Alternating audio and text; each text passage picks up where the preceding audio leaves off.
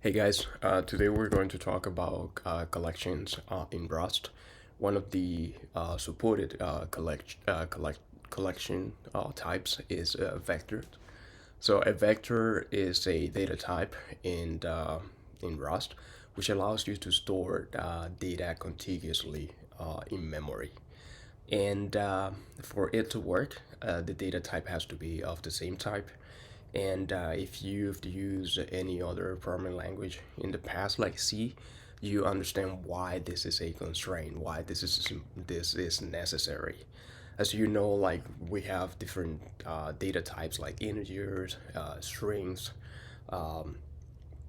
doubles, right? And each data type has its own can differ in the in size, in byte size, and that's why when we create a vector, we have to make sure that the data stored is of the same type, so that way we guarantee the same allocation or the even split of space in memory for the whole chunk of data that we're storing.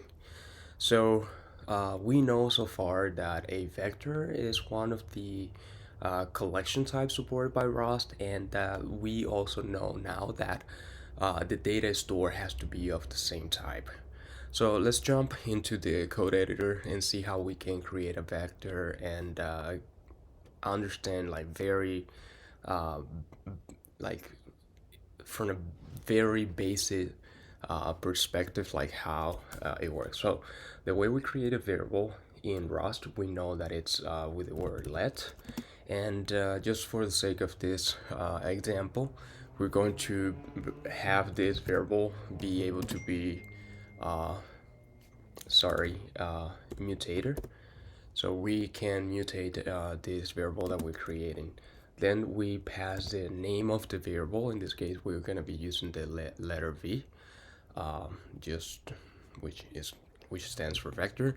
And then we have to specify the type of the vector, because we're not going to be including the data initially with the instantiation of this variable or definition of this variable.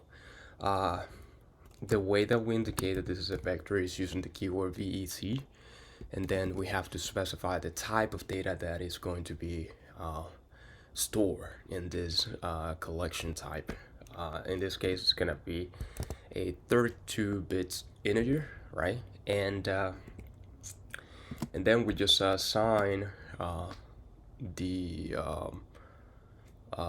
we instantiate a new vector, and this is how we do it in Rust. So we create a new instance of the vector object, and we're assigning that to the variable v, which is going to be mutable, because we're indicating that. And yeah, don't forget the semicolon here. And let's now push some data. The way that we store data is by using the push function here. There are other ways. We're gonna use this one. We're gonna add the value 1, and then we're gonna add the value 2 and the value 3, and then we're gonna print out, well, we're not gonna print out anything yet. Let's just run this and see if it works.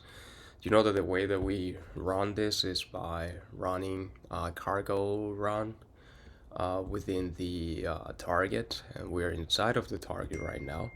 And you'll see that well, actually I need to save this because I'm coming from the previous example I was running. So you see that when I run that, it works. I have no error. And like you saw previously, the way that we can print anything from, or any value from this vector, is by accessing it.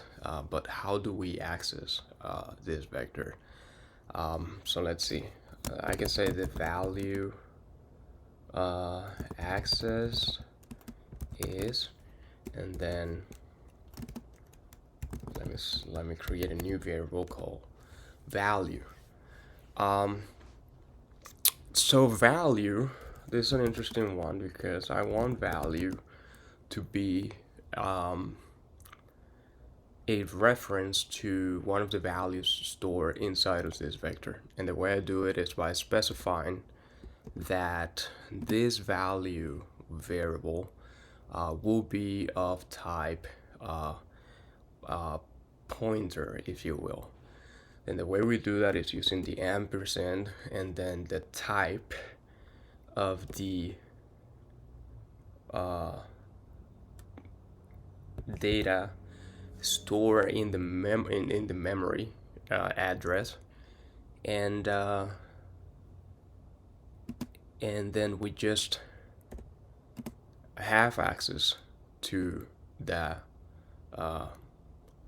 value or to that memory address. And the way we do it is by using the ampersand sign as well, but on the vector variable, and then we just specify which one we want to access.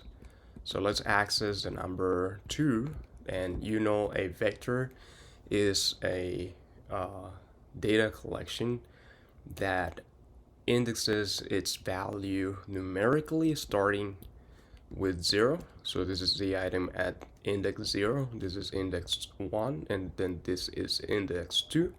So we are interested in the number 2 value, so that is stored in the index 1. So, and this is how we indicate it. So basically, value is a pointer, will hold a reference to the value stored at position 1 in the vector. So, and the way that we print it out is by using this macro, right? And we pass some string, and this here allows us to basically pass this variable.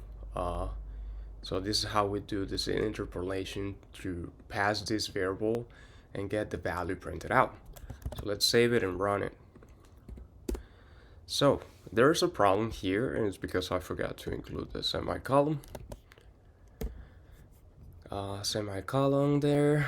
Let's save it and run it. And you see now that we have the value accessed is 2, which is exactly the one that we want. So this is the key part here. So remember, this is an address. This is a pointer of type i32, which will hold value, right? Will hold a reference to the value stored at the address of the vector at position 1 or index 1. So then we can just print that value. And that's how you create a vector. And remember, and this is important, remember this part. So a vector has to be a collection of data of the same type. So I cannot have, for instance, a string here and save it and run it. You see that it's gonna fail because we're telling that basically the vector is supposed to hold i32 numbers or integers, right? And if we look at the error, you see that there's some mismatch types, right? So it's expecting i32 and found str, which is the string, which is a string type in Rust. So this is how we create a vector in Rust, and later I'm gonna be talking about other cases, but so far so good. Thank you so much for watching. If you like this video, please leave a comment below, subscribe, and yeah, thank you so much for watching.